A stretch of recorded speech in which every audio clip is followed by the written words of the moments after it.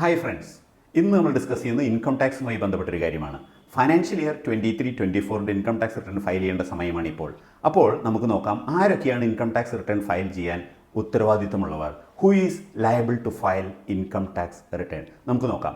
ഒന്ന്, നിങ്ങളുടെ income, total income 2.5 lakh രൂപയേക്കാൾ മേലെയാണെങ്കിൽ you are liable to file income tax return.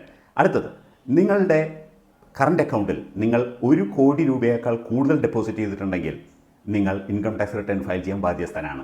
3, നിങ്ങൾ നിങ്ങളുടെ സേവിങ്സ് ബാങ്ക് അക്കൗണ്ടുകളിൽ 50 ലക്ഷം രൂപയേക്കാളും മേലെ കഴിഞ്ഞ വർഷം ഡെപ്പോസിറ്റ് ചെയ്തിട്ടുണ്ടെങ്കിൽ നിങ്ങൾ ഇൻകം ടാക്സ് റിട്ടേൺ ഫയൽ ചെയ്യാൻ ബാധ്യസ്ഥരാണ്.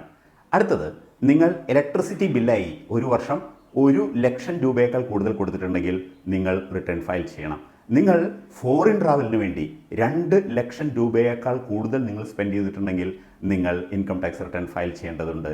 അതുപോലെ തന്നെ നിങ്ങളുടെ ബിസിനസ്സിൻ്റെ ടേൺ ഓവർ 60 ലക്ഷം രൂപയേക്കാൾ മേലെയാണെങ്കിൽ നിങ്ങൾ റിട്ടേൺ ഫയൽ ചെയ്യണം. അതുപോലെ നിങ്ങളൊരു പ്രൊഫഷനാണ് ക്യാരി ചെയ്യുന്നതെങ്കിൽ അതിൻ്റെ ടേൺ ഓവർ 10 ലക്ഷം രൂപയേക്കാൾ മേലെയാണെങ്കിൽ നിങ്ങൾ റിട്ടേൺ ഫയൽ ചെയ്യണം.